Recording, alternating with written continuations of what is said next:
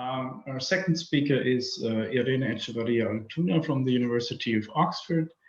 She's a PhD student in Kia Nova's lab, the Brain and Cognition Lab, and she will talk about sensorimotor beta activity is transient even during sustained motor output. Yeah, Irene, the floor is yours. Okay, can you see the screen? Yeah. Okay. Yes. Yeah. So thank you everyone for coming to this talk.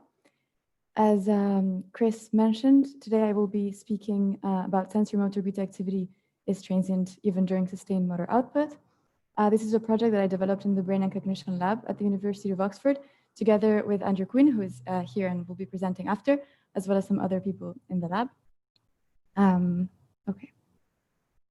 So just as a bit of background, there's these things called neural oscillations, which at different frequencies have been repeatedly sort of shown to correlate with various aspects of cognition. So it seems like they're also kind of key for orchestrating neural communication between different brain areas.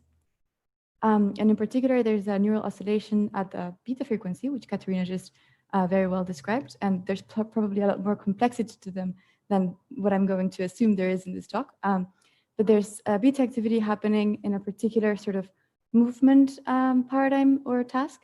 So when one is contracting a muscle isometrically, so let's say during gripping, beta activity in the sensorimotor cortex becomes kind of phase-locked with activity in the contracting muscles. So you can see this in this diagram briefly. So again, as I said, during a period of gripping, like the one I will kind of explain today, if you measure someone's MEG activity over the sensorimotor areas, and you also measure EMG activity in the forearm muscle, for example, which is contracting during gripping, you get these two time series signals, and these two are kind of phase locked with each other, so they have a phase relationship. And these kind of CMC phenomenon has been suggested to be involved in this sustaining of a steady contraction. So, and on another kind of hand, as Katerina kind of introduced, there's been a recent kind of a big number of recent literature that has looked at beta activity at the single trial level, and they've realized that it's not a sustained oscillation, but rather it happens in little bursts. So here's just a depiction of this, but this is quite clear from the previous talk, where if you just average across loads of different trials that have a transient increases in beta power, you get this seemingly sustained oscillation, but actually the underlying activity is short-lived and bursty. So one of the things is many of the studies that have looked at this kind of transient beta activity have had participants doing tasks that did not necessarily require a kind of sustained behavior. So it might be the case that beta bursts are kind of transient because task demands are also short-lived. So we kind of revisited this transient versus sustained nature of sensorimotor beta activity in the context of an isometric contraction task or gripping, which was designed to yield a steady motor output in participants. So just as a bit of a background of the task, it's quite simple. We had 18 participants. Data were collected by Nahid Zoki in the lab. And we had 18 participants coming to the lab. Their MEG activity and their EMG activity in the forearm was measured in both hands. And these participants were holding two grippers, one in each hand. So at the beginning of each trial, they were looking at a screen. And at the beginning of each trial, they saw these two bars appear on the screen with these two horizontal lines indicating the strength with which they would have to grip.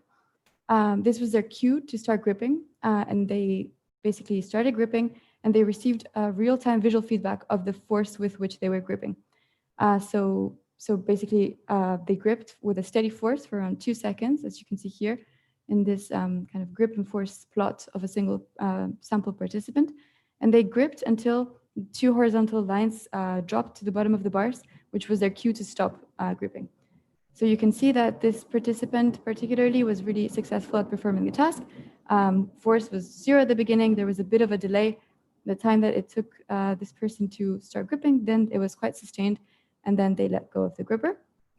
And if we look at the MEG activity during this task, and in particular, if we focus on two channels that are overlaying the sensorimotor cortices, and we average across those two, we can see that at the time of sustained gripping, from 1 to 3 seconds, there's this seemingly sustained oscillation at the beta frequency, roughly. And this is also seen at the level of the EMG and in the forearm and the contracting muscles in both arms. And finally, this is also the case in the connectivity between the brain and the muscle, so the CMC, which is shown here. This is also quite prominent during the sustained gripping period. So as you can see here, the CMC is maximal over sensorimotor areas. This is only looking at CMC in the beta band and during the sustained gripping period. So from this, we concluded that if you just look at the trial average, beta activity seems sustained when people are exerting a sustained motor output. However, as shown by loads of different studies looking at beta activity in the single trial level, and as mentioned by Katerina, we know that beta activity can be transient at the single trial level, so we zoomed into the single trials. These are just 4 sample trials of the same participant where the person was performing the task well. And as you can see, at the time of the steady gripping in a single trial, beta activity both in the brain and in the muscle was quite short-lived. And again, if we zoom into these one of these bursts in each of these trials, we can see that often it's the case that a beta burst in the brain is propagated also to the muscle. So this is quite a nice kind of visualization, but of course we had to quantify this.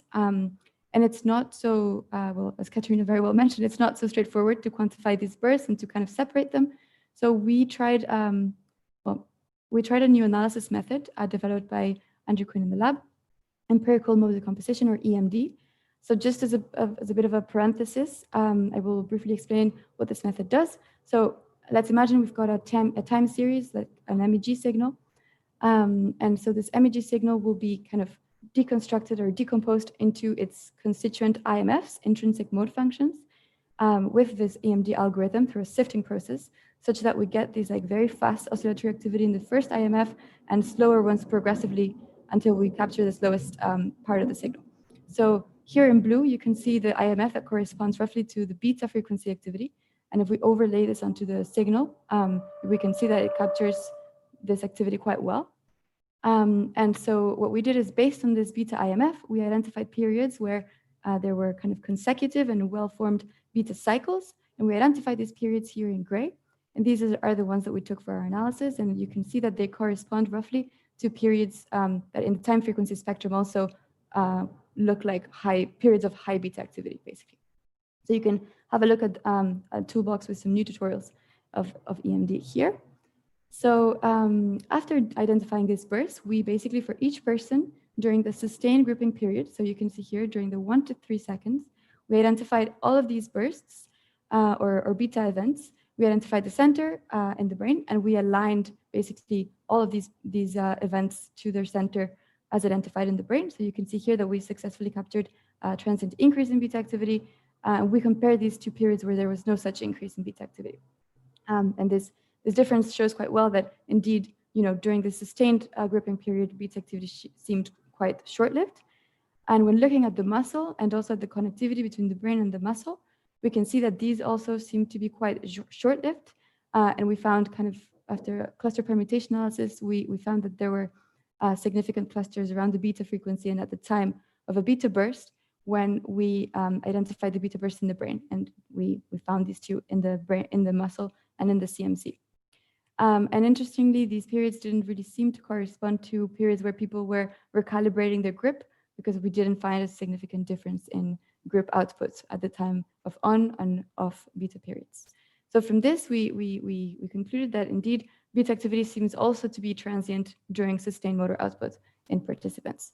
And so finally, we thought, okay, maybe beta activity is indeed transient, but maybe when these same people were at rest as opposed to like steadily gripping, these bursts or these beta events might be longer, just to support this kind of sustained motor state that the person is under when they're contracting. And so when we compared, this is just all, again, the same graph as before. So all the beta events identified during sustained gripping, and these are all the beta events identified during rest in the same participants and using the same pipeline. And so we find that the duration of these beta events during the task and during rest have no significant differences between them. So each line here is an individual participant. This is the mean duration of bursts in milliseconds, and there's no significant difference between bursts during task and during rest. So there's a lot of talks today, so I'm just going to leave you with 2 take-home messages from this one. The first one is that beta activity and connectivity between the brain and the muscle at the beta frequency seems transient, even when participants' motor output is steady and sustained. But of course, there's a lot of dimensions of these bursts that we're not characterizing in the present study. And then finally, EMD seems to correctly capture this beta activity. So it seems like it's a promising and powerful tool for the detection and study of neural oscillations and bursts, not only oscillations. Yeah, so with this, I would like to thank the Brain and Cognition Lab. And in particular, I would like to thank Kia, Freek, Andrew, and Nahid, who were a huge part of this study. I would also like to thank Neuromatch and everyone else for listening.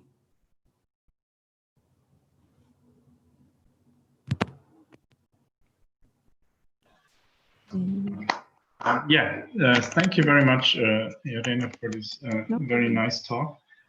So if you have questions, post them in the Q&A window. Maybe I'll start with one.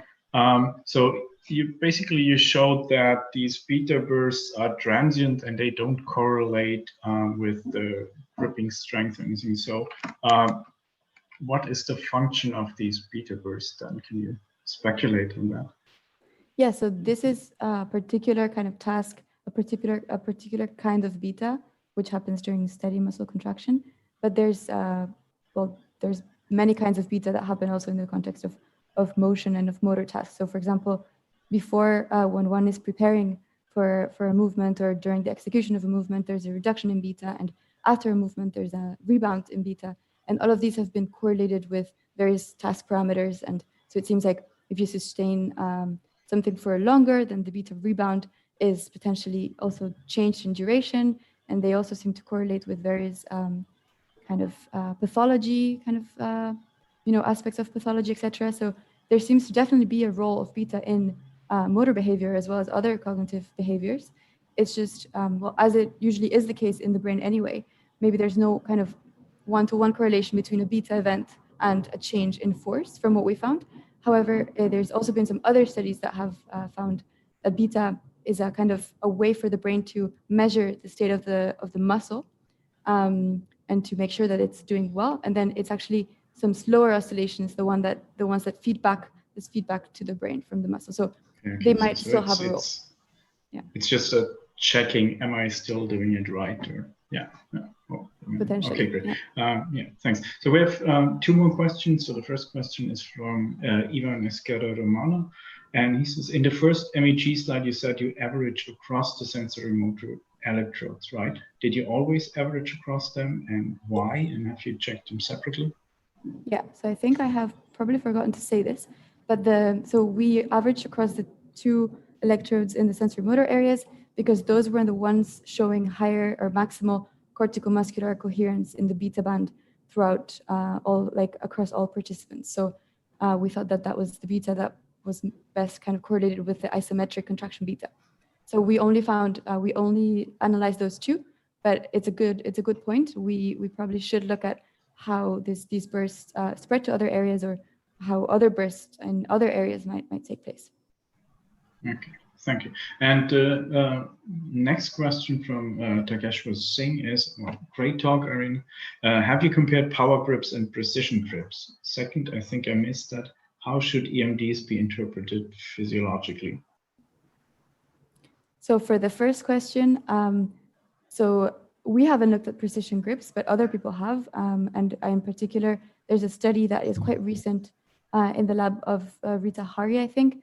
And they've looked, I think, at a precision grip, and they have quite interesting results. In fact, they were the ones that suggested that it might be the slower oscillations feeding back to the brain, and the beta the ones that monitored the state of the muscle in an efferent kind of direction. So I can direct you there, but we didn't look at precision grips. But yeah, it may be that if we looked at precision grips, we might get some correspondence between these two phenomena.